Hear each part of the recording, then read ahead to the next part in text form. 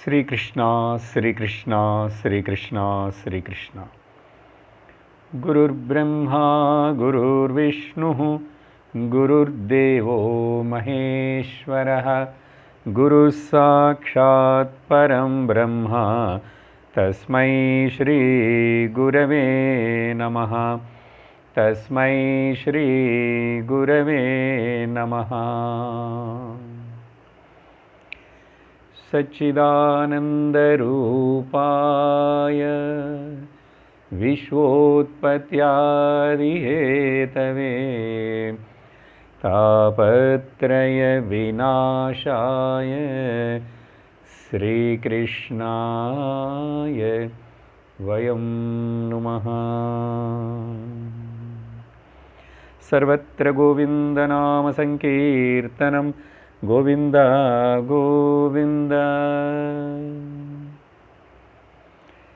श्रीमन्नारायण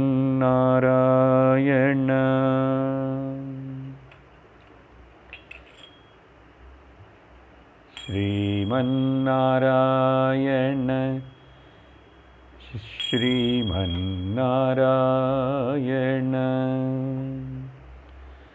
श्रीमन्नारायण श्रीमन्नारायण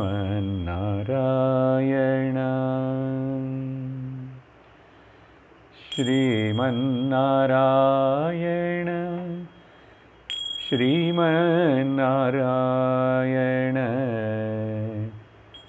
श्रीमन्नारायण श्रीमन्नारायण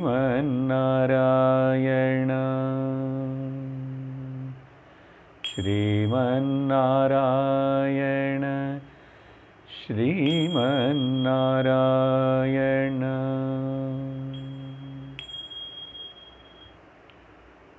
बद्री विशाल भगवान की जय।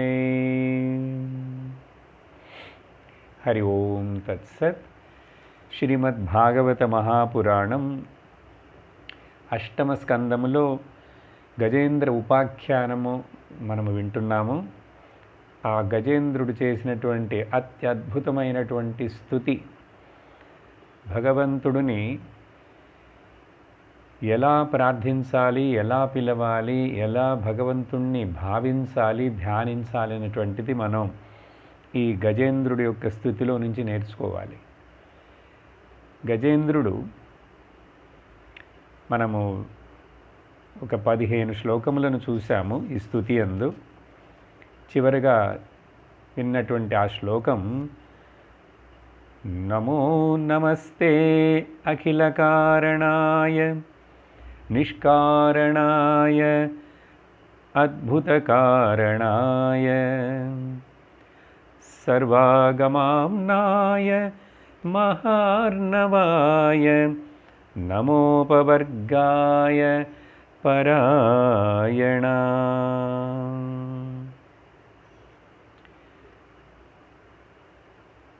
అఖిలమునకు కారణమైనటువంటి వాడు ఓ భగవంతుడా, నీకు ఏ కారణము లేదు కాబట్టి నువ్వు అద్భుతమైన కారణము కలిగిన వాడని నేను అనుకుంటున్నాను. ఎందుకంటే కారణము ఏమి చెప్పలేము కాబట్టి అద్భుత కారణం. వేదములు శాస్త్రములన్నీ కూడా శాస్త్రములనే మహాసముద్రము నీ గురించి ఇలా చెప్తున్నాయి. అలాగే మోక్షస్వరూపుడమైనటువంటి వాడవు నువ్వు. నమః అపవర్గాయ పరాయణాయ. మోక్షమును పొందాలని ఆశించేటువంటి జీవులందరికీ నువ్వు గమ్యం పొందవలసిన వస్తువు నువ్వే అని చెప్పి ఆ తర్వాత శ్లోకములు ఈరోజు చూస్తున్నాము. గుణారణిశ్చిన్న చిదూష్పపాయ తత్శోభ విస్ఫూర్జితమానసాయ నైష్కర్మ్య భావేన వివర్జితాగమ స్వయం ప్రకాశాయ నమస్కరోమి.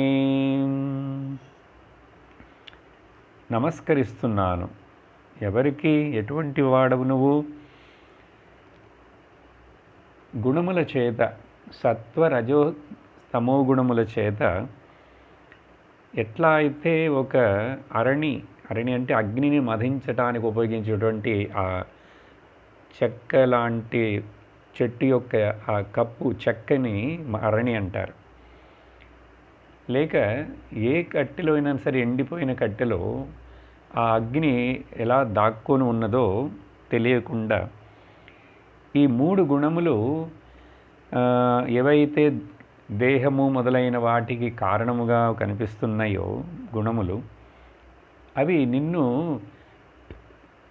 తెలియకుండా, నిప్పును తెలియకుండా బూడిద ఎట్లా అయితే మూసేస్తుందో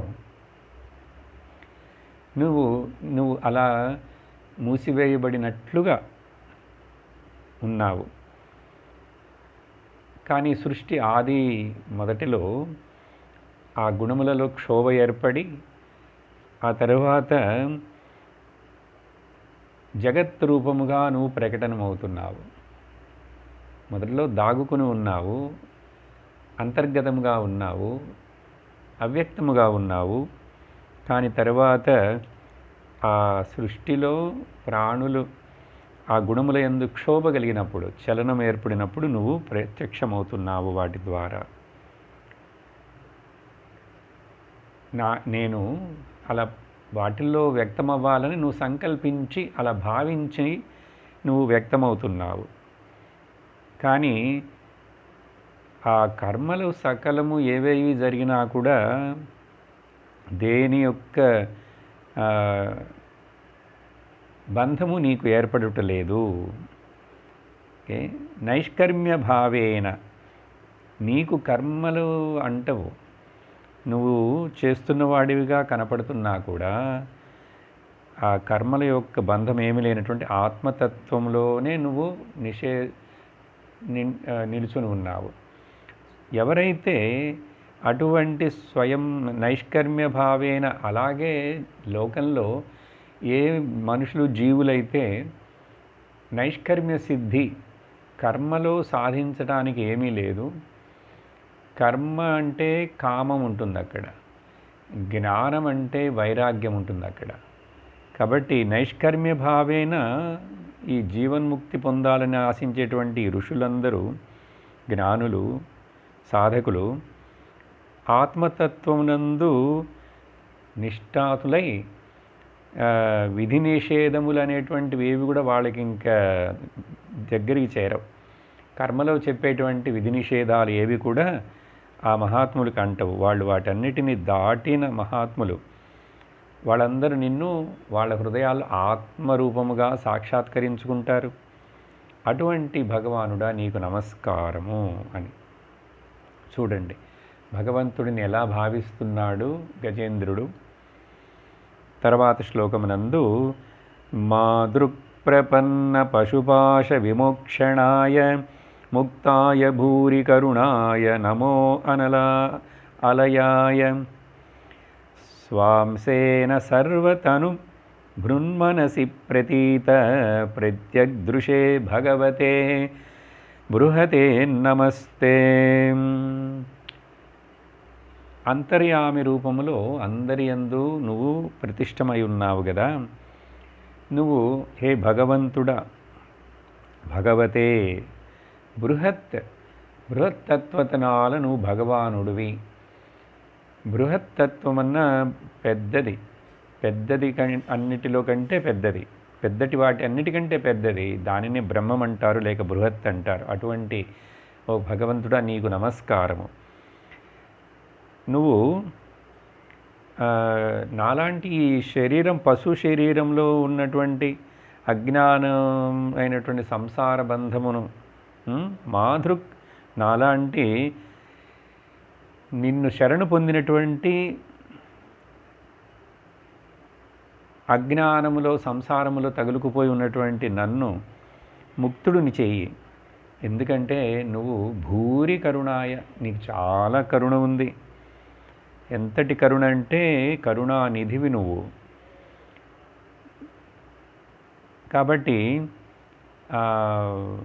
కానీ నీ యందు ఇంకా చాలా లక్షణములు చెప్తున్నాడు భగవంతుడి లక్షణములు. అలయాయ, లయించిపోనటువంటి నశించిపోనటువంటి వస్తువు నువ్వు. స్వ అంశేన, అటువంటి నువ్వు ఏం చేస్తున్నావు? సర్వమును సకల దేహమును ధరించున్నటువంటి మనుషులందరి యందు అనుభవమునకు, వాళ్ళ హృదయంలో అనుభవమునికి ఏర్పడుతున్నటువంటి ఒక చైతన్య స్వరూపుడుగా నేను నేను నేను నేను అంటూ అక్కడ స్ఫురిస్తున్నావు. హృదయ కుహర మధ్యే కేవల బ్రహ్మమాత్రం అహమహమితి అని సాక్షాత్ ఆత్మరూపేణ భాతి. అటువంటి నువ్వు భగవతే 6 ఐశ్వర్యములు నీ దగ్గర సమగ్రముగా ఉన్నవి. అటువంటి పరబ్రహ్మమైనటువంటి బృహత్ వస్తువైనటువంటి నీకు అనేక నమస్కారములు చేస్తున్నాను. 6 ఐశ్వర్యములంటే ఏమిటి? 6టిని ఎవరి దగ్గరైతే 6 ఉన్నాయో అతడు భగవానుడు. ఏవి భగ 6? ఐశ్వర్యస్య సమగ్రస్య, ఐశ్వర్యము సమగ్రముగా ఉందిట. సమగ్రం అంటే నిండుగా. వీర్యస్య యశశ్రియ, వీర్యం కూడా సమగ్రముగా ఉన్నది, యశస్సు కూడా సమగ్రముగా ఉన్నది, శ్రీ కూడా సమగ్రముగా నిండుగా ఉన్నది.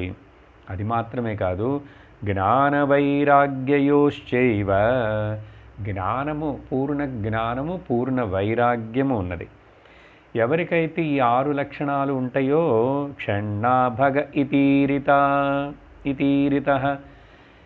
షణ్ణ ఈ 6ను చేసి భగ అంటారు. కాబట్టి ఈ 6 ఎవరి దగ్గరైతే ఉన్నాయో అతడు భగవంతుడు, భగవానుడు. అలా చెప్పి తర్వాత శ్లోకమునందు గృహస్థులకు సంసారులకు ఉండేటువంటి బంధం ఉంది చూడు, సంగము, అది చాలా ప్రమాదకరమైనటువంటిది. ఆత్మాత్మజాప్త గృహవిత్త జనేషు సక్తైర్ధుప్రాపణాయ గుణసంగ వివర్జితాయ ముక్తాత్మభి స్వహృదయే పరిభావితాయ జ్ఞానాత్మనే భగవతే నమ ఈశ్వరాయ. ఓ ఈశ్వరుడా, భగవంతుడా, భగవతే ఈశ్వర నమస్కారం. చూడండి ఎన్ని రకాలుగా భగవంతుడిని స్తుతిస్తున్నాడు పిలిచి పిలిచి. ఏం చెప్తున్నాడంటే ఆత్మజ, తన దేహమునందు, తన దేహమునకు సంబంధించినటువంటి సంతానము, భార్య, పిల్లలు, వీళ్ళందరి మీదను, ఇంట్లో ఉన్నటువంటి పెద్దవాళ్ళు, ఇల్లు, సంపదలు, ఇటువంటి బంధుజనాలు, వీటన్నిటి మీద ఆత్మజ ఆప్త గృహ విత్త జనేషు, వీటన్నిటి మీద ఆసక్తి అయి ఉన్నటువంటి ఈ జీవుడున్నాడే, మనుషుడు, ఇది అట్లా ఉన్నటువంటి వాడికి దుష్ప్రాపణాయ, అటువంటి బహిర్ముఖముగా సంసారము, లోక విషయంలోనే మనస్సుని అంటిపెట్టుకున్నటువంటి వాడికి నువ్వు దొరికేవాడివి కాదు, చాలా కష్టం. దుష్ప్రాపణాయ, అటువంటి వాడవు నువ్వు. గుణసంగ వివర్జితుడవు, నీకు ఏ గుణములు నిన్ను అంటవు. ముందు శ్లోకంలో చెప్పినట్లుగా గుణములు నిన్ను ఏవంట, అవన్నిటినీ వర్జించిన వాడవు. అలాగే ముక్త ఆత్మభిహి, కానీ ముక్తిని పొందాలని ఆశించేటువంటి ఆ మనుషులు, సంసార బంధములో వాళ్ళు గృహస్థులుగా ఉన్నాను, సన్యాసులుగా ఉన్నాను, ఎక్కడ ఉన్నాను, ఏ వృత్తిలో ఉన్నా కూడా వాళ్ళ యొక్క మనస్సు వచ్చి మోక్షము మీదనే చింతిస్తూ నీ గురించి ఆలోచిస్తుంటుందే, అటువంటి వాళ్ళ హృదయంలో ఏం చేస్తావు? నిరంతరము వాళ్ళ భావన నీ మీదే ఉంటుంది కదా. అటువంటి ముక్తి పొందాలనేటువంటి సాధకుల యొక్క, భక్తుల యొక్క హృదయంలో నిరంతరముగా భావన చేయబడేటువంటి ఓ పరమాత్ముడా, జ్ఞాన ఆత్మం. ఎలా ఉన్నావు? అందరి హృదయంలో నువ్వు జ్ఞప్తి రూపంలో ఉన్నావు.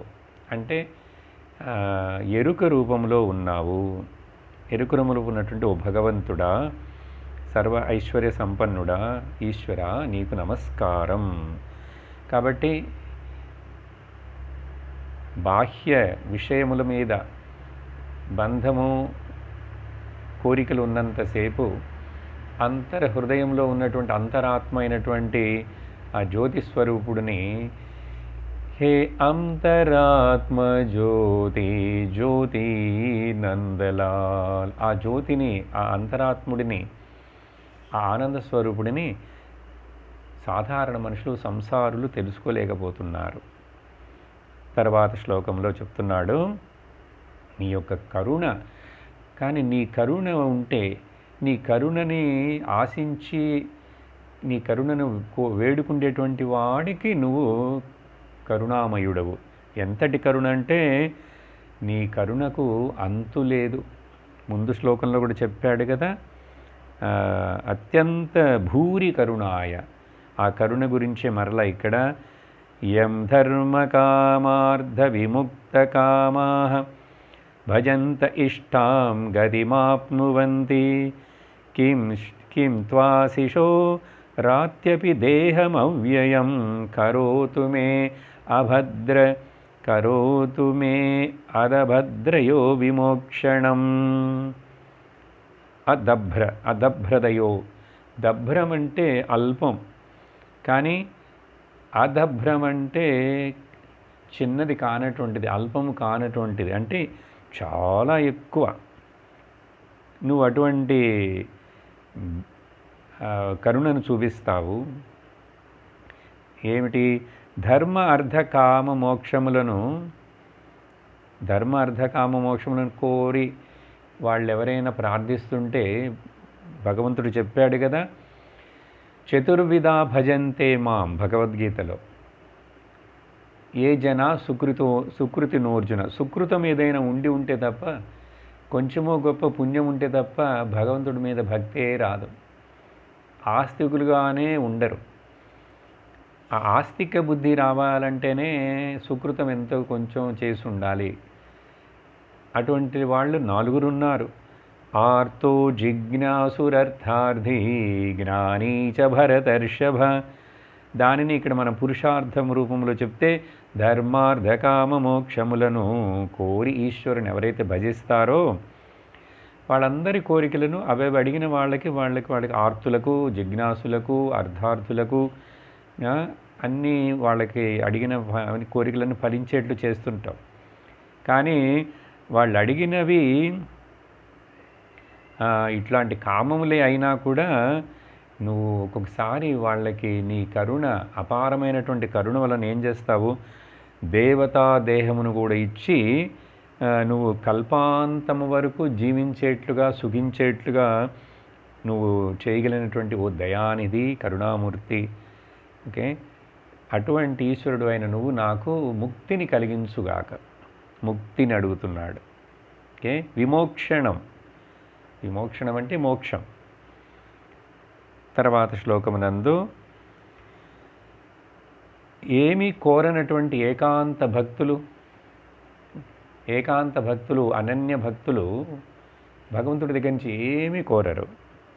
ఆ భక్తులు ఏమి కోరని భక్తులు, వాళ్ళని గురించి ఏకాంతినో యస్య న కంచనార్థం వాంఛంతి ఏ వై భగవత్ప్రపన్నాః అత్యద్భుతం తచ్చరితం సుమంగళం గాయంత ఆనంద సముద్రమగ్నాః.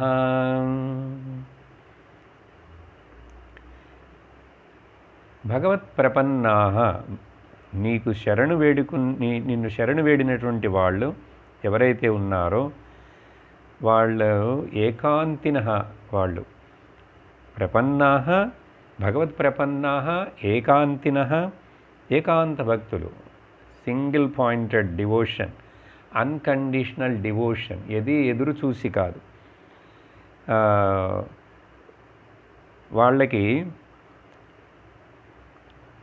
వాళ్ళు ఇంక ఏ ఫలమును నీ దగ్గర నుంచి కోరరు. కానీ నువ్వు వాళ్ళు ఏమి ఆశిస్తారు?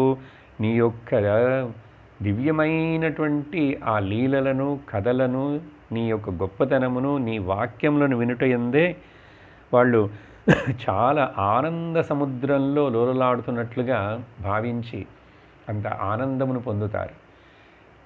కేవలం నీ యొక్క కథాశ్రవణము మూలముగానే, నీ యొక్క వేద భాష, వేద మాటల వలనే, పలుకుల వలనే అవన్నీ వింటూ భగవద్గీత, ఉద్ధవగీత, అనేక పురాణములు, అనేక కథలు, వేదములు, ఉపనిషత్తులు ఇవన్నీ వింటూ ఆనంద సముద్రంలో ఓలడాడతారు. ఎందుకంటే నువ్వు ఆనంద సాగరుడు కదా. ఆనంద సాగర మురళీధరా, ఆనంద సాగర మురళీధరా,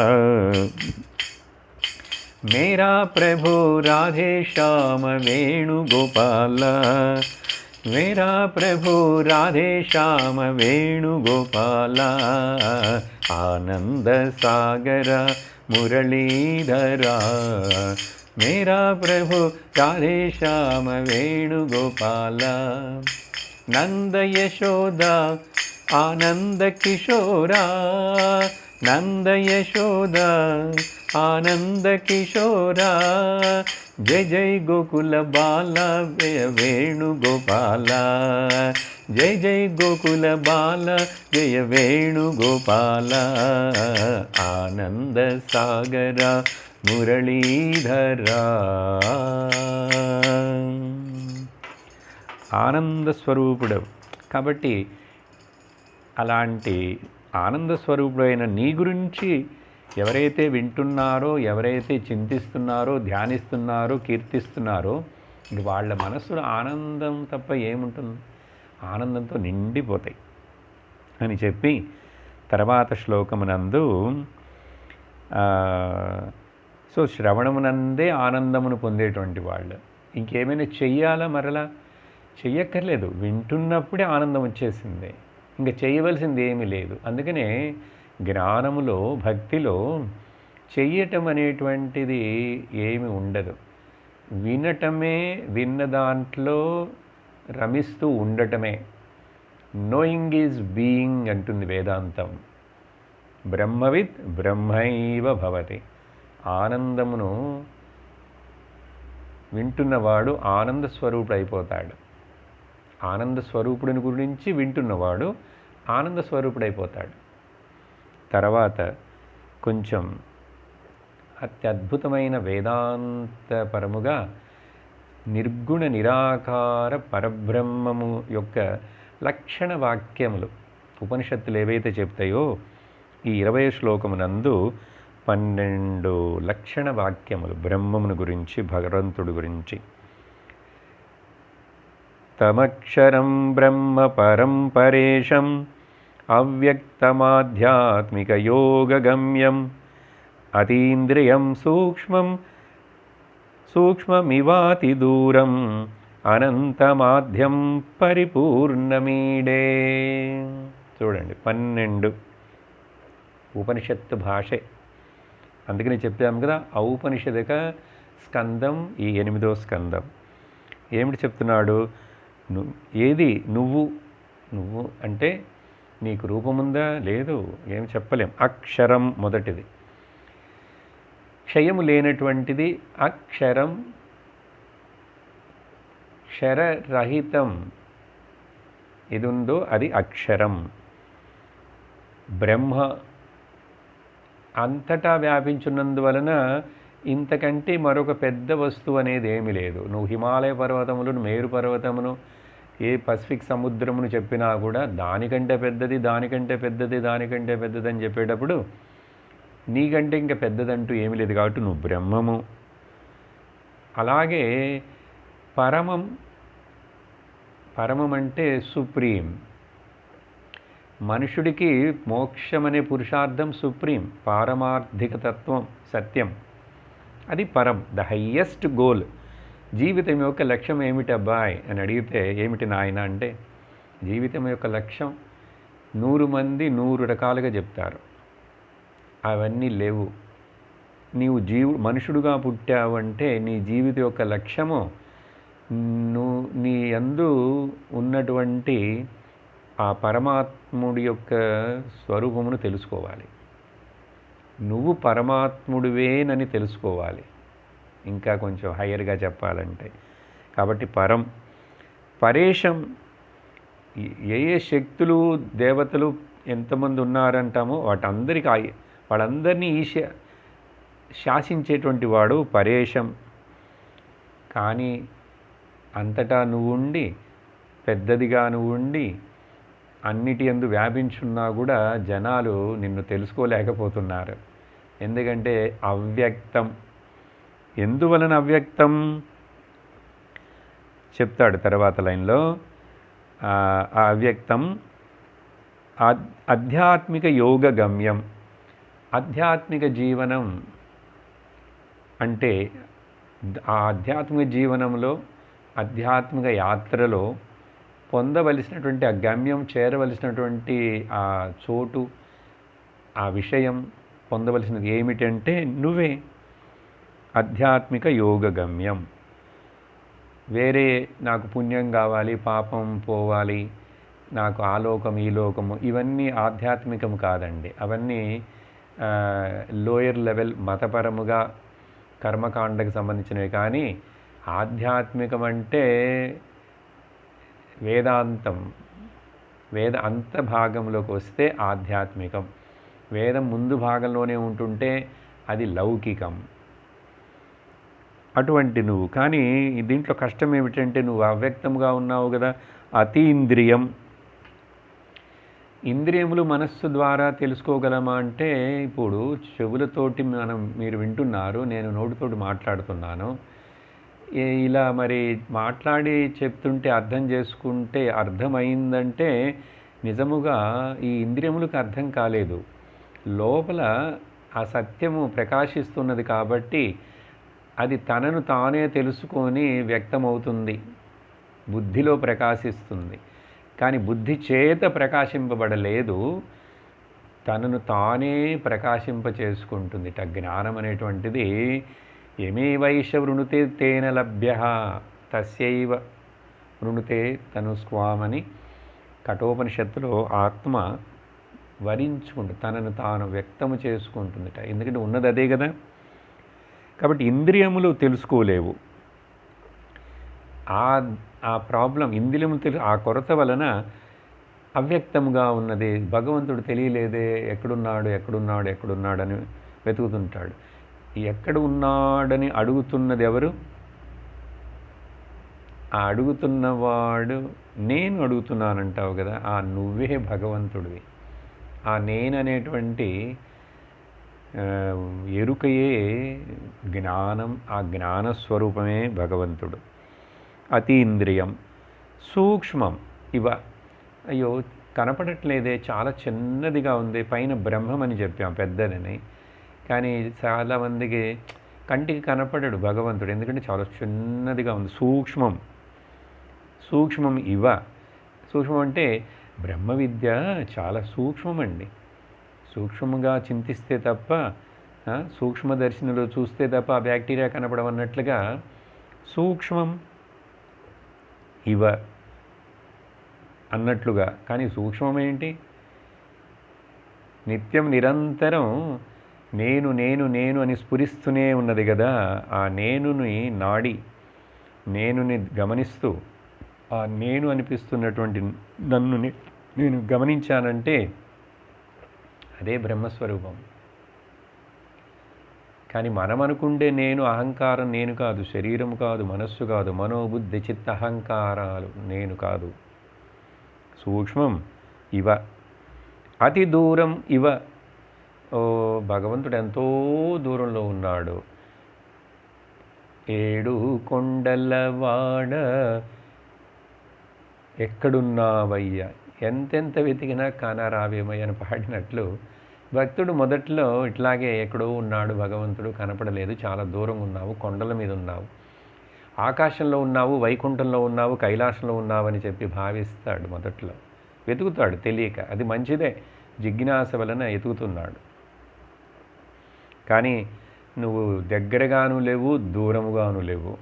మరి ఎవరికి నువ్వు దూరంగా అనిపిస్తావంటే ఎవరు బయట వెతుకుతారో వాళ్ళకి దూరం అనిపిస్తావు, ఎవరు లోపల వెతుకుతారో వాళ్ళకి దగ్గరగా అనిపిస్తావు. తద్దూరే తద్వదంతికే చ, ఈశావాస్యోపనిషత్. దూరం అనే ఇదే బయట వెతికే వాళ్ళకి దూరం, లోపల చూసే వాళ్ళకి దగ్గర. అదినాలద అంతర్ముఖ సమారాధ్యాం బహిర్ముఖ సుదుర్లభ అని లలితా సహస్రనామంలో దేవికి చెప్పినట్లు ఆ బ్రహ్మ విద్యా స్వరూపిణిదే దేవి. అంటే ఎవరు కదా, ఆత్మకు పేరే దేవి, ఆత్మకు పేరే లలిత. దూరమివ. తర్వాత అనంతం, అంతముందా, అంతము లేదు, లిమిట్ లేదు, కొలతలు లేవు. ఆకాశమునికే అంతము లేకుండా మనకు కనిపిస్తున్నప్పుడు, ఆకాశము కంటే పెద్దది మన మనస్సులో ఆకాశం ఉంది, మనస్సే అంత పెద్దదిగా ఉన్నప్పుడు, మనస్సుకి ఆధారముగా ప్రకాశింపచేస్తూ లోపల మనస్సునే ప్రకాశింపచేసేటువంటి ఆ చైతన్యం జ్యోతి అది ఎంత పెద్దదిగా ఉండాలి. అంతము లేకుండా ఉంటుంది. అంతము లేదు, ఆద్యము లేదు, బిగినింగు లేదు. అంటే ఆది మధ్య అంత రహితుడు. అப்புறம் ఇట్లా చెప్పారు, ఏమి అర్థం కాకుండా ఉన్న ఈ పదాలని అనుకోకుండా దేని గురించి చెప్పాము ఇప్పుడు ఈ 11, అది పరిపూర్ణుడు, పరిపూర్ణం, పూర్ణం. పూర్ణము అనే అంటే ఈ లోకంలో ఏదైనా ఉందంటే జాగ్రత్త, ఈ ప్రపంచంలో జడ ప్రపంచంలో పూర్ణమైనటువంటిది ఒకటి లేదు, అన్నీ అపూర్ణమే. నేను మాత్రమే పూర్ణం. నేను అని అనిపిస్తున్నటువంటి ఆ చైతన్యం, బ్రహ్మ చైతన్యం, అది పూర్ణం. అందుకని నీకు తెలిసినాను అది పూర్ణమే, తెలియలేనాను అది పూర్ణమే, అది ఎప్పుడూ పూర్ణముగానే ఉంటుంది. కాబట్టి ఉపనిషత్తు పూర్ణమదః పూర్ణమిదం పూర్ణాత్ పూర్ణముదచ్యతే పూర్ణస్య పూర్ణమాదాయ అని చెప్తుంది. అందుకని దాంట్లో ఏమి తగ్గలేదు, ఏమి యాడ్ అవ్వలేదు, ఏమి జరగలేదు, ఏమి జరగడానికి అవకాశం లేదు. ఆల్వేస్ పూర్ణం, ఎప్పుడు కంప్లీట్, ఫుల్. ఈ విషయాలన్నిటిని ఉపనిషత్తులు ఎంతో వివరిస్తాయి. ఉదాహరణకి కేనోపనిషత్తులో ఈ ఇంద్రియములు చూడలేవు అన్నారు కదా, అన్ని ఉపనిషత్తుల్లో చెప్తుంది. ఇక్కడ న తత్ర చక్షుర్గచ్చతి, కళ్ళు అక్కడికి వెళ్ళి చూడలేవు. న వాగ్గచ్చతి, మన మాటలు వెళ్ళి ఇది అని చెప్పి దాన్ని వర్ణించి చెప్పలేవు. నా మనః, మనస్సు కూడా అక్కడికి వెళ్ళలేదుట. ఇదే భగవద్గీతలో భగవంతుడు వచ్చి న తత్ర సూర్యోభాతి న చంద్ర న తద్భాసయతే సూర్య న శశాంకో న పావకః 15వ అధ్యాయం అండి పురుషోత్తమ యోగంలో. యద్గత్వా న నివర్తంతే తద్ధామ పరమం మమ. అలాగే ముండక వేరే ఉపనిషత్తుల్లో ఈ ఆరతి ఇచ్చేటప్పుడు చెప్తాం చూడండి శ్లోకం, అందరికీ తెలియకపోయినా గుళ్ళల్లో గమనించండి, తప్పకుండా ఇది చెప్తారు. ఓం న తత్ర సూర్యోభాతి న చంద్రతారకం నేమా విద్యుతో భాంతి కుతోయమగ్ని తమేవ భాంతమనుభాతి సర్వం అని. తస్య భాషా సర్వమిదం విభాతి. సూర్యుడే నీ వలన ప్రకాశిస్తున్నాడు, సూర్యుడు నిన్ను ప్రకాశింపచేయలేడు. నేనేమిటో ఇక్కడ ఒక పైసాకి 5 పైసలకి కర్పూరం తీసుకొని ఆ చీకట్లో నిన్ను పెట్టి, మొదట్లో అసలు చీకట్లో పెట్టి ఆయన్ని మళ్ళీ ఆయన చూపించడానికి ఒక కర్పూరం వెలిగించి నేను ఇట్లా ఏంటేంటో చేస్తున్నాను, తంటాలు పడుతున్నాను. అది ఉపనిషత్తు చెబుతుంది. నా తత్ర సూర్యోభాతి నా చంద్ర తారకం. అట్లాంటప్పుడు ఆ మెరుపు, అగ్ని, వెలుతురు ఏది కూడా దాన్ని ప్రకాశం. అట్లాంటప్పుడు ఇంక నేను చూపించేటువంటి అగ్ని ఏం చేస్తుంది కాబట్టి చేసేది తప్పే, మరి వేరే గతి లేదు, నిన్ను ఇట్లాగే నేను ఆరాధిస్తాను, నువ్వు నన్ను క్షమించు, నువ్వు నాకు ఆ పూర్ణమైనటువంటి నీ యొక్క చైతన్యమును నాకు ప్రకాశింపచేయని ప్రార్థన. అలా తర్వాత చెప్పి 21వ శ్లోకంలో యస్య బ్రహ్మాదయో దేవాః వేదాలోకాశ్చరాచరాః నామరూపవిభేదేన ఫల్గ్వాచ కలయా కృతాః. బ్రహ్మదేవుడు మొదలు నుంచి ఆరంభించి బ్రహ్మాజీ నుంచి అమీబాజీ వరకు, ఇక తర్వాత మధ్యలో మొదలైన దేవతలు, సెమీ డెమీ గాడ్స్, గంధర్వ, ఇంద్ర చంద్ర గంధర్వ, కిన్నర కింపురుష విద్యాధర, ఇవన్నీ ఎన్నెన్నో దేవతలు. తర్వాత ఆ వేదములనే శాస్త్రము, వేరే వేరే 14 లోకములు, ఆ తర్వాత ఆ లోకాల్లో అక్కడెక్కడ స్థావర జంగమాత్మకమైన జగత్తంతా ఉంది. చూసావా, నడిచే కదిలేటువంటివి, కదలనటువంటివి, అవన్నీ కూడా నామరూపముల భేదము మాత్రమే. నామరూపములు వాచారంభణో నామధేయం వికార, వాచారంభణో వికార నామధేయం, అది జస్ట్ ఒక వర్డ్ మాత్రమే. నామరూప భేదములు, ఓకే, నామరూపాలు భేదము మాత్రమే. కానీ అంతటా అన్నిటి యందు ఉన్నది ఎవరు? సత్తు చిత్తు రూపమునందు ఒకే ఆత్మ, నువ్వు బ్రహ్మవే ఉన్నావు. ఇదంతా ఒకటే. ఈ బ్రహ్మాండము ఇంతగా చెప్పింది ఇప్పుడు లిస్ట్ ఎందుకంటే, ఇది మొత్తం నీ యొక్క అనంతమైన శక్తిలో, ఓ అనంతుడా, అనంతరూపా అనంతనామా ఆదిమూల నారాయణ, ఆ అనంతుడైనటువంటి నువ్వు ఆ అనంత శక్తిలో ఒక భాగం మాత్రమే, 1/4 మాత్రమే ఈ తెలిసేటువంటిది మొత్తం. ఆ 14 భువనాలు పురాణాల్లో చెప్పినవి, అందుకని ఇప్పుడు ఆ లిస్ట్ ఇచ్చింది. బ్రహ్మ ఆదయ దేవ వేద లోక చరాచర నామరూప, ఇవంతా కూడా. కానీ మిగతా 3/4, 3/4 ఎవరికి తెలియదు. సైన్స్ కూడా తెలిసింది వాళ్ళకిట, ఆ 100 భాగంలో ఏదో లెస్ దాన్ 1% కూడా 4% తెలిసేది కనిపించదుట. 86% మిగతాదంతా కూడా డార్క్ మ్యాటర్ అంటున్నాడు. డార్క్ మ్యాటర్ట, ఏమి తెలీదు. అప్పుడు 1/4కే ఇంత పెద్ద 14 భువనాలు, అతల వితల సుతల సలాతల మహాతల రసాతల పాతాల భూహు భువః సువః మహాద తపః జనః సత్యం, 7 కింద లోకాలు అన్నారు. ఇన్ని కూడా మొత్తం 1/4, 3/4 లేదుట. అందుకనే పురుష సూక్తంలో చెప్పబడుతుంది, పాదోస్య విశ్వభూతాని త్రిపాదస్యామృతం దివి. పాదం అంటే ఒక పాదం, అంత కనబడేది ఒక పాదం. త్రిపాదం ఇంకా 3 భాగాలు, అమృతం దివి, అది ఎక్కడో ఏమిటో ఏం తెలీదు, అంత పెద్దదిగా ఉందిట. త్రిపాదస్య మృతం దివి, అది చెప్తున్నారు ఈ శ్లోకంలో. అలా చెప్పి తర్వాత యథార్చిషోగ్నే సవితుర్గభస్తయో నిర్యాంతి సంయాత్య సకృత్య రోచిషః తథా యతోయం గుణసంప్రవాహః బుద్ధిర్మనఃఖాని శరీరసర్గాః. ఇక్కడ ఒక ఉదాహరణ చెప్తున్నాడు గజేంద్రుడు. ఎలాగైతే ఒక చోట అగ్ని ప్రజ్వలిస్తున్నప్పుడు, అగ్నికుండం కానీ వేరే ఎక్కడైనా, దాంట్లోంచి చాలా ఆ వేగం, మండుతున్న వేగముతోటి నిప్పు, అగ్ని పైకి చూస్తుంటుంది కదా, ఎప్పుడు పైకి ప్రసరిస్తుంటుంది. దాంట్లోంచి పొగ వస్తుంది, ధూళి దుమ్ము వచ్చేటట్టు రవ్వలు వస్తాయి, నిప్పు రవ్వలు. దాంట్లోంచి చిన్న చిన్న వాటిని స్ఫులింగాః అంటారు. ఓకే, యథా అర్చిష, ఆ అగ్ని రవ్వలు అవన్నీ వస్తాయి. అలాగే సూర్యుడి నుండి కూడా ఒకచోట మండుతున్నటువంటి ఆ సూర్య గోళం, అగ్ని దేవతలో ఉంది, కిరణాలు అనేకం ప్రసరిస్తుంటాయి.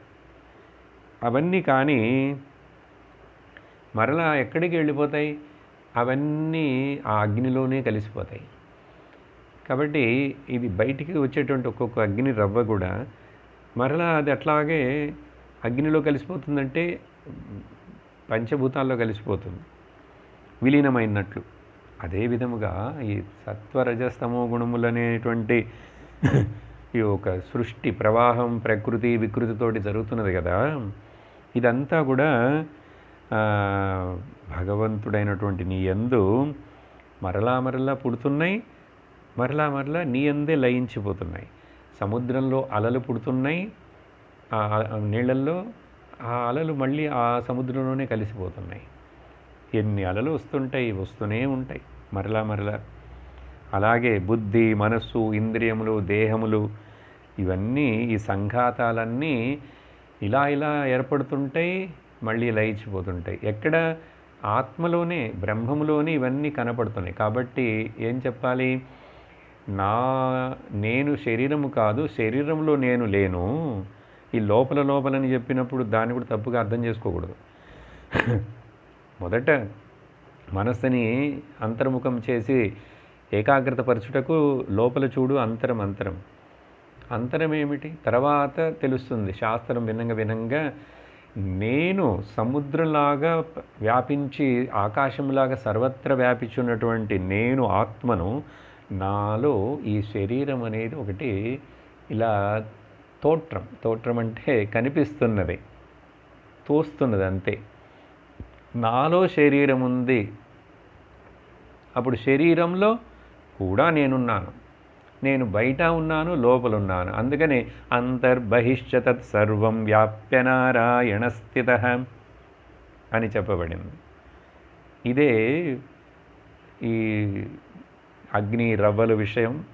ముండకోపనిషత్తులో ఒక శ్లోకంలో ఇలా చెప్పబడింది: సుదీప్తాత్ పావకాత్ విస్ఫులింగాః సహస్రశః ప్రభవంతే సరూపాః అని చెప్పి. అలాగనే సో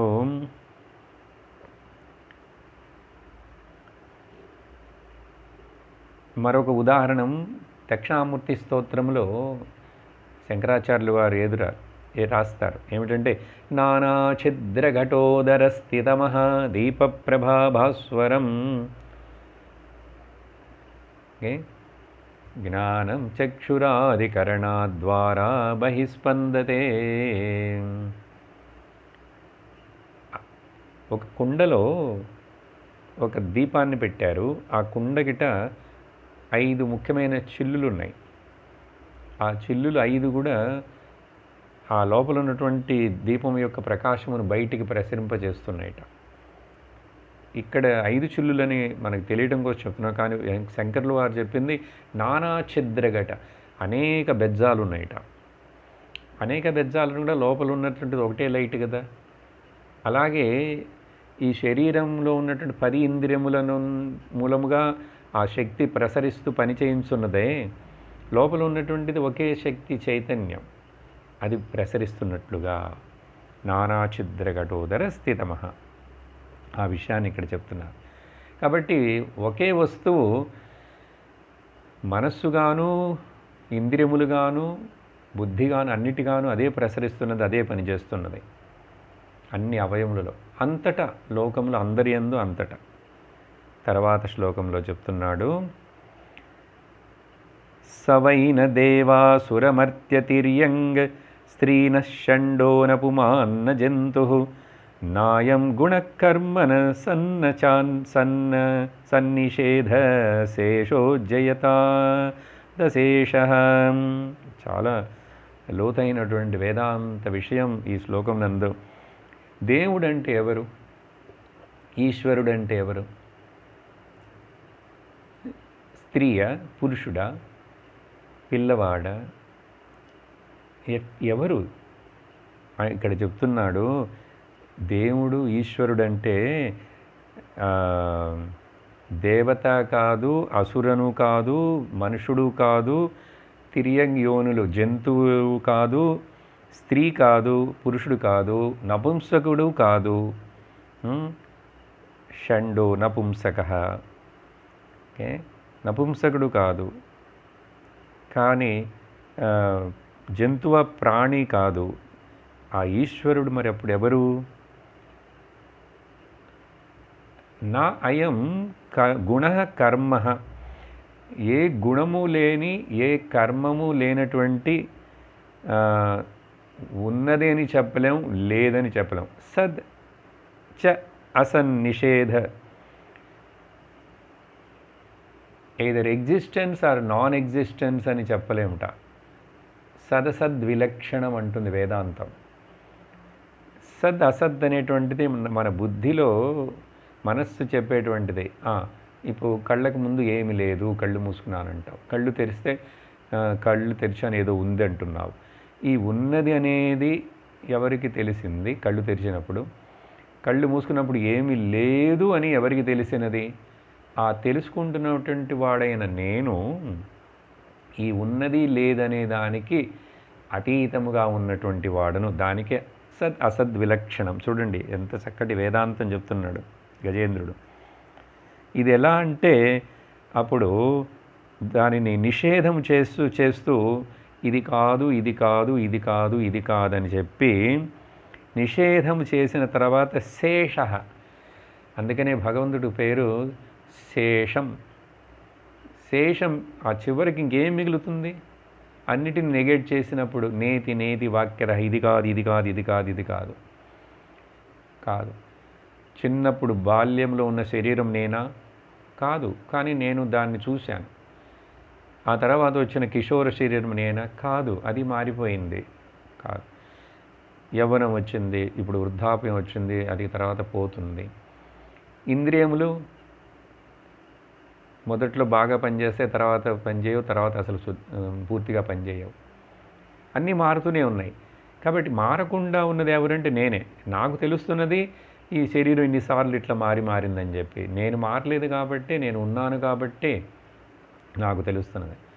ఒక తాత దగ్గర ఒక పాప అడుగుతున్నది, మనవరాలో మనవుడో, తాత తాత తాత ఏం చేశాడంటే ఏదో చిన్నప్పుడు ఆయన యొక్క ఫోటో ఉంటే ఏదో చూపిస్తున్నాడు ఈ పాపకి. చూపించి చూడు ఈ ఫోటోలో ఉన్న పాప చూసావా నువ్వు? ఈ పాప ఎవరో తెలుసా? ఇది ఎవరంటే పాప అన్నది ఆ పిల్లవాడు. అంటే నేను పాప వెళ్ళడా? పాప కాదు, ఈ తాతనే ఆ పాప. తాత ఎట్లా పాప అవుతాడు? అదెట్లా తాత? ఇది పాప కదా, నువ్వు తాతవు కదా. అంటే లేదు, నేనే మొదట్లో పాపగా ఉన్నాను నీలాగే, తర్వాత తాతనైనాను. నువ్వు కూడా ఇట్లా పాపలాగున్నావు కదా, తర్వాత నువ్వు తాతవైపోతావు. అది నేనే అనేది ఎట్లా ఉంది? పాపగా ఉన్నప్పుడు నేనే, తాత అయిన తర్వాత కూడా నేనే. ఎందుకంటే ఆ నేను మారదు కాబట్టి. ఇది అందరి అనుభవమే కదా, దీంట్లో కష్టమేముంది? సో ఇలాంటి విషయాన్ని ఇక్కడ చెప్తూ, కాబట్టి శేషం ఏదైతే ఉందో జయత, అదే అశేష. జయతాతన ఆ తర్వాత అశేషముగా ప్రకటనమైన. ఇంకా నన్ను నేను అనేటువంటి దాన్ని నిషేధం చేయలేను. నేను అనేటువంటిది చూడండి, ఈ నేను అనేది అర్థం కాకపోయినా కూడా ఇప్పుడు శరీరం అంటే అర్థం కాకపోయినా చుట్టూ అన్నీ నా బంధువులు, నా తాత, నా అమ్మమ్మలు, నా బామ్మలు, నా నాన్న, అమ్మ అందరూ పోయారు. అందరూ పోతారు. నాకంటే పెద్దవాళ్ళైనటువంటి అన్నయ్యలు పోతారు, అక్కయ్యలు పోతారు. అందరూ పోతూ ఎన్ని కనపడదు. వస్తువులు అన్నీ నాశనం అయిపోతున్నాయి. ఆ ఇళ్ళు పడిపోతాయి, ఆ చెట్లు పడిపోతాయి, అన్నీ పోతూనే ఉన్నాయి. అన్నీ పోతున్నాయి. కానీ నేను ఉన్నాను. ఈ 60 ఏళ్ళు 70 ఏళ్ళు ఇట్లా నేను ఉంటూనే ఉన్నాను కదా. ఎన్నో పోయినాయి కదా. అదే నీ శరీరానికి దగ్గరగా అప్లై చేసి మాట్లాడితే తెలుస్తుంది. కాబట్టి నువ్వు స్త్రీ అయినా కూడా, పురుషుడైనా కూడా, అది బయట ప్రకృతిలో ఉన్నటువంటి నామరూప భేదమే కానీ సత్యము లోపల అందరి అందు ఉన్నటువంటిది అంతరాత్మ ఒకటే. నేనుని అలా తెలుసుకోవాలి. కార్యం సర్వం నిషేధిస్తే మిగిలేటువంటిది చైతన్యం. అదే అట్లా చైతన్య రూపము ఆ ఈశ్వరుడు ప్రకటనమవుతున్నాడు. అటువంటి ఈశ్వరుడికి నేను నమస్కరిస్తున్నాను అని చెప్పి చక్కగా ఈ విషయాన్ని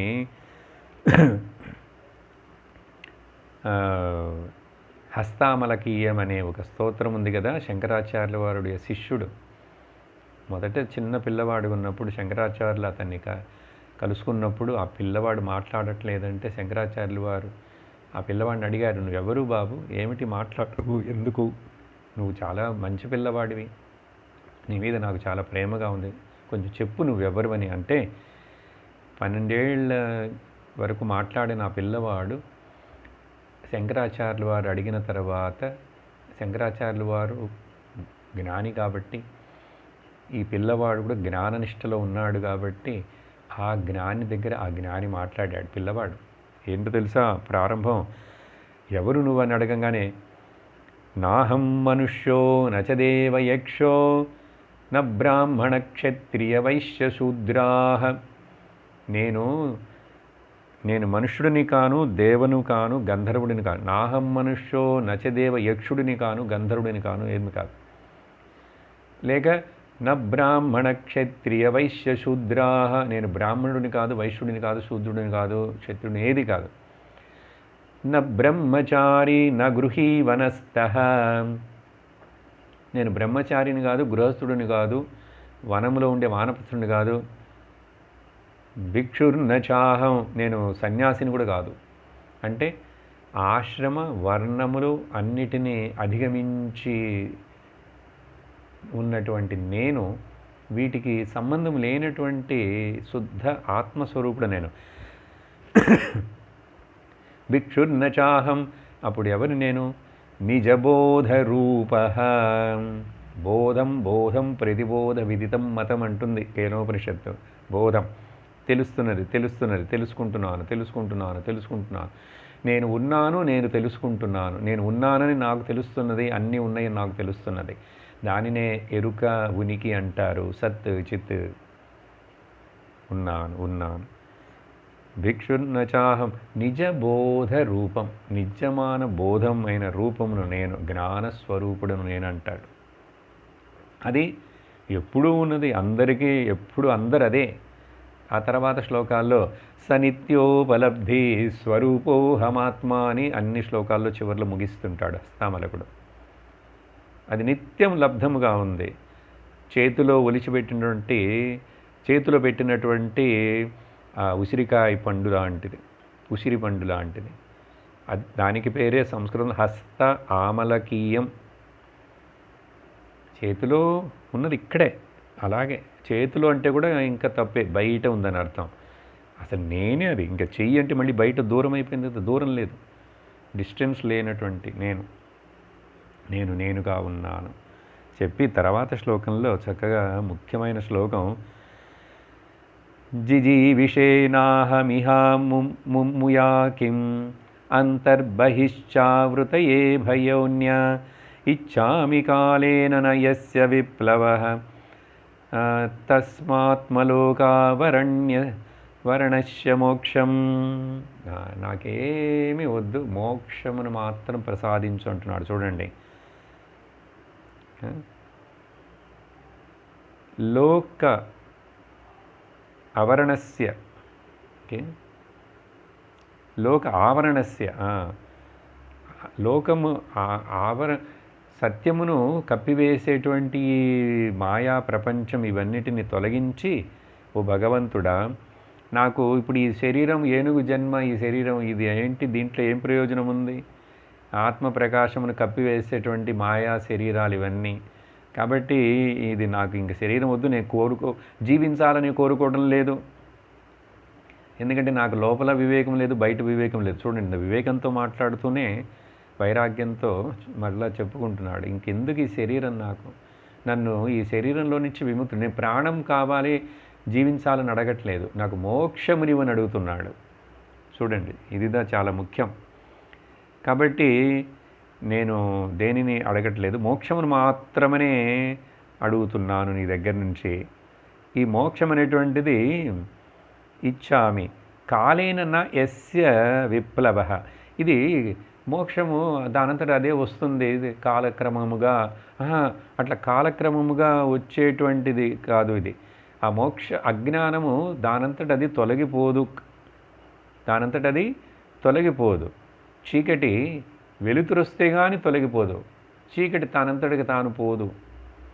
అలాగే ఒకసారి వెలుతురు వచ్చిందంటే అక్కడ చీకటి నిలుచుకోలేదు. కాబట్టి మోక్షం అనేటువంటిది నాకు ఒకసారి వచ్చినదంటే జ్ఞానం, అది కాలక్రమంలో అది నశించేది కాదు. అజ్ఞానమో కాలక్రమమో దానంతట అది నశించిపోదు. మోక్షం వచ్చిందంటే అది కూడా ఇంకా పోయేది కాదు, పోయే వస్తువు కాదు అది. ఎందుకంటే అది నా స్వరూపం, నా నిజస్వరూపం అని చెప్పి మోక్షమును ప్రసాదించమని అడిగాడు. అట్లాగే తర్వాత శ్లోకమునందు సోహం విశ్వసృజం విశ్వం అవిశ్వం విశ్వవేదసం విశ్వాత్మానమజం బ్రహ్మ ప్రణతోస్మి పరం పదం. అద్భుతమైనటువంటి మాటలు, శబ్దాలు, అలౌకిక శబ్దాలు అంటారు వీటిని, అపౌరుషేయ శబ్దాలు అంటారు వీటిని. ఇది ఏదో ఒక మనిషి రాసిన కవిత్వం లాంటిది కాదు. ఇది ఉపనిషత్తుడి యొక్క శబ్దములు, ఉపనిషత్తు భాష. చూడండి, ఇక్కడ ప్రారంభంలో సోహం అనే పదం వచ్చిందో దీన్ని రెండు రకాలుగా అర్థం చేసుకోవచ్చు. సోహం అంటే నువ్వే నేను, నేనే నువ్వు, నేనే నువ్వు, నువ్వే నేను. అంటే ఏంటి? ఇప్పుడు జ్ఞానం పరిపూర్ణమైపోవాలి. భగవంతుడు అట్లా కటాక్షం ఇచ్చేశాడంటే అజ్ఞాన ఆవరణ మొత్తం పోయిందంటే అహం బ్రహ్మాస్మి అనే అర్థం. చూడండి, మహాదేవ్ వాక్య ఉపదేశం తత్వమసి, నువ్వు అదే అని గురువు చెప్పిన తర్వాత నేను అదే అని తెలుసుకున్నాడు శిష్యుడు. ఇప్పుడు అహం బ్రహ్మాస్మి. లేక ఇటువంటి సంసారం మృగ శరీరంలో ఉండి అంతకుముందు చక్కగా తపస్సు అన్నీ చేసి ఇన్ని చేశాను, నాకు ఇంకా విడుదల ఇవ్వు, మోక్షమునివ్వు భగవంతుడా. చూడండి, మోక్షమును అడగాలి. అటువంటి నేను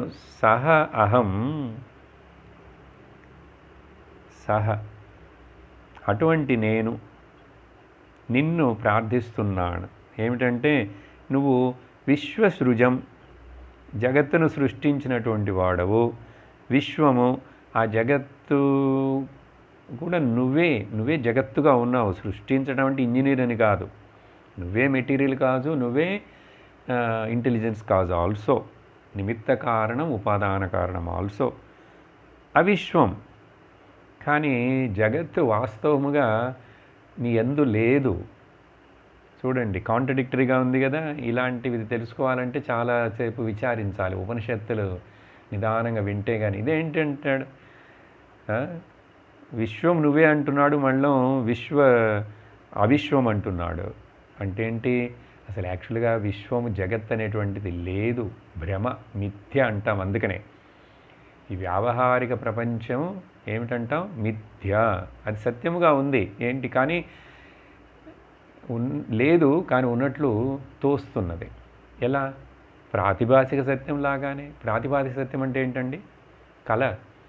కళలో చూసాం, ఎక్స్పీరియన్స్ అయింది.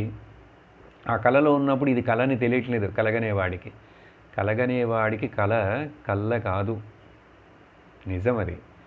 అది కళ్ళ అనేది ఎప్పుడు, కళ్ళ అంటే పోయి తప్పని, లేనిదని, అబద్ధమని. అది ఎప్పుడు తెలుస్తున్నది? ఇప్పుడు నిద్రలోంచి మేలుకు వచ్చిన తర్వాత వస్తున్నది. అలాగే ఈ జాగ్రత్త ప్రపంచం కూడా కళయే. అది కళని ఎప్పుడు తెలుస్తుంది? ఈ జాగ్రత్త ప్రపంచం మెలుకుతో ఉన్నప్పుడు ఆ మెలుకులో నుంచి ఇంకా పై మెలుకుకు వెళ్ళాలి. ఆ పై మెలుకువే పేరు జ్ఞానం. ఆ పై మెలుకుకు వెళ్ళటానికే ఈ సత్సంగంలో కూర్చొని ఇట్లా కళ్ళు తెరిచి చెవులు విప్పి హృదయమును నిర్మలంగా పెట్టుకొని వింటాం గురువు దగ్గర నుంచి. ఈ ఉపదేశాలు వినంగాప్పుడు ఏమవుతుంది? మెలుగుతూ ఉన్నాం, మళ్ళీ ఇంకా జ్ఞానమునకు మేల్కొంటాం. ఆ మెలుకుతో ఉండి జ్ఞానమునకు మేల్కొనటానికివే ఆ కఠోపనిషత్తులో ఉత్తిష్టత జాగ్రత్త ప్రాప్యవరాన్నిబోధత, ఆ మంత్రాన్ని వివేకానందులు వారు చాలా పాపులర్గా ఇంగ్లీష్లో చెప్తే awake arise still not reaching the goal అన్నారు ఆయన. అంటే అది పెద్ద ప్రాపగాండా అయింది ఆ మంత్రం. అవేక్ అండ్ అరైజ్ అంటే ఏంటి? లేవు, నిల్చో అంటే ఎన్నిసార్లు లేచానికి ఇంకా మళ్ళీ నిల్చుండేది ఏంటంటే ఇదే. మెలుకుతోనే ఉన్నాను కదండి. మెలుకుతో ఉన్నావు, కానీ జ్ఞానమునకు మేల్కో. ఎలా? ప్రాప్య వరాన్ నిబోధత. గురువుని వెతుక్కుంటూ వెళ్ళు, గురువు దగ్గరికి వెళ్ళు, సత్సంగంలో కూర్చో, శాస్త్రమును విను. బోరు కొడుతున్నది, ఇదేంటి ఇదంతా చింతకాయ పచ్చడి, భాగవతం అంటే ఇంత వేదాంతం ఇట్లా చెప్తున్నారు, కథ చెప్పట్లేదు, ఎక్కువ పాడట్లేదు మధ్యలో. ఏం పాడట్లేదు, అప్పుడప్పుడు పాడుతున్నానుగా, అప్పుడప్పుడు కథ చెప్తున్నాను కదా. ఇక్కడ మరి ఉన్నది ఇదే. ఇప్పుడు ఈ స్తుతిని చెప్పకపోతే నేను పెద్ద పాపం చేసినట్టు.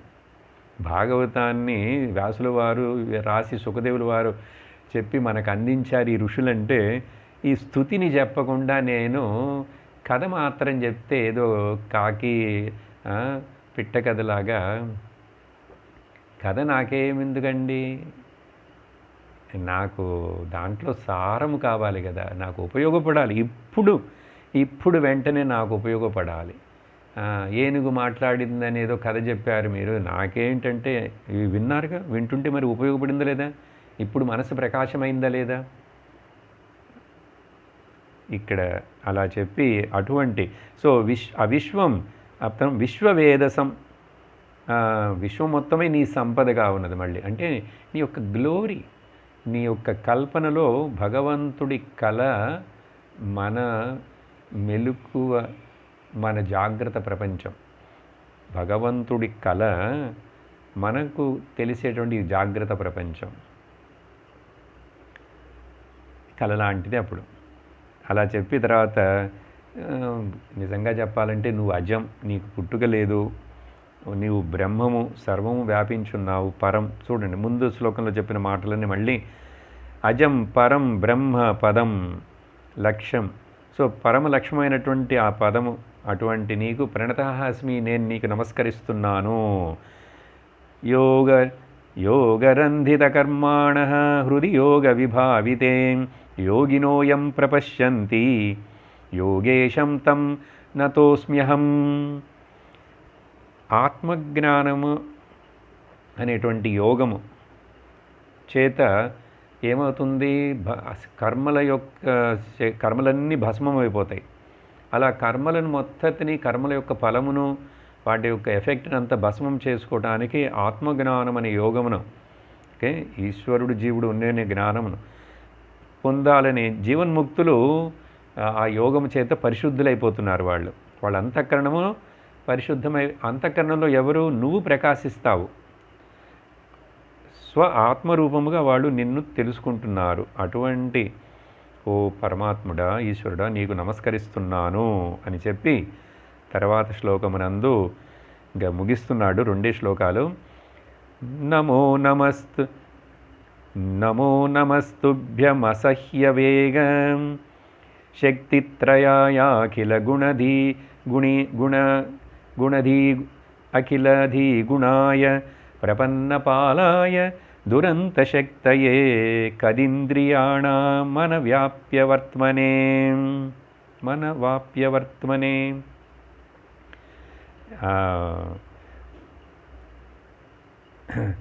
ఎంతో వేగముగా ప్రసరించగలిగినటువంటి శక్తి ఉన్నటువంటి, అంటే కాల వేగము కలిగినటువంటి 3 శక్తులు ఏవైతే ఉన్నాయో ఆ శక్తులు ఏమిటి? మనస్సుకి వేగం ఉంది, గాలికి వేగం ఉన్నది, కాంతికి వేగం ఉన్నది. వీటన్నిటికీ అతీతం, వాటిన్నిటికీ గొప్ప వేగము కలిగి ఉన్నావు నువ్వు.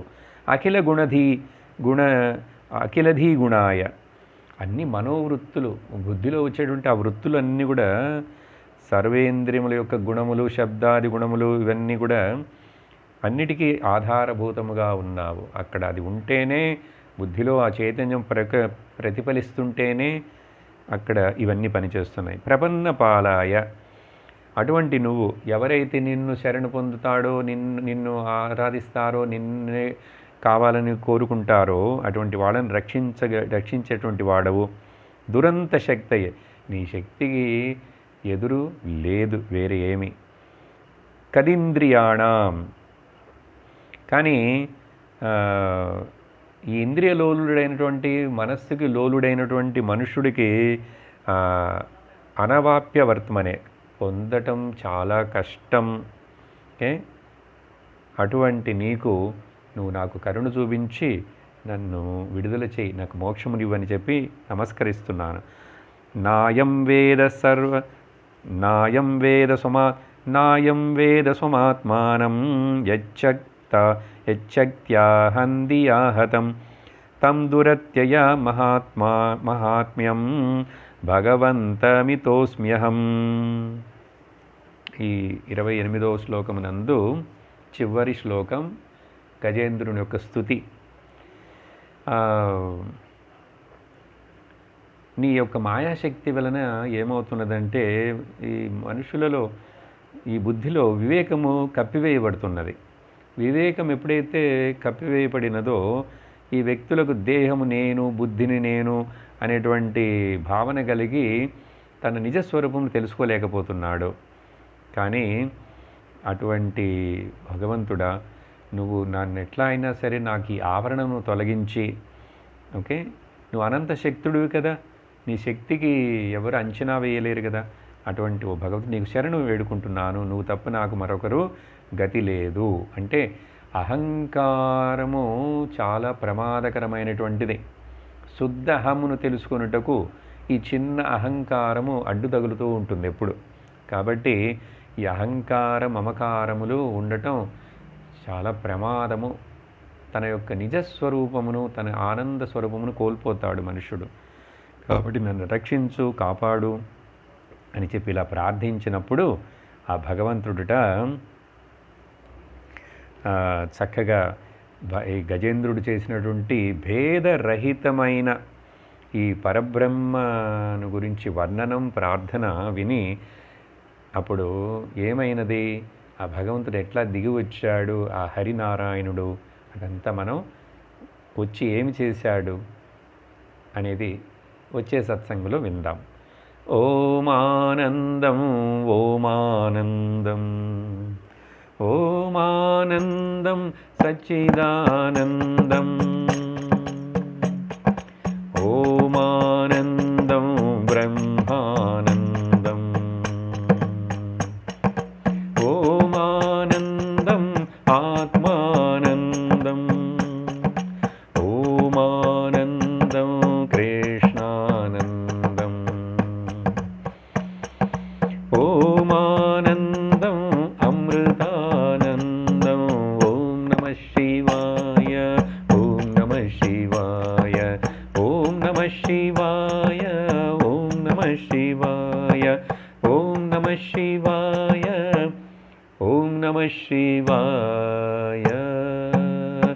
సర్వత్ర గోవిందనామ సంకీర్తనం, గోవింద గోవింద.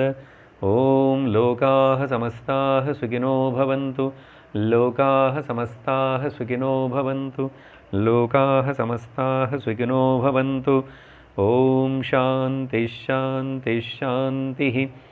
హరి ఓం శ్రీ గురుభ్యో నమః. హరి ఓం. హరి ఓం తత్సత్.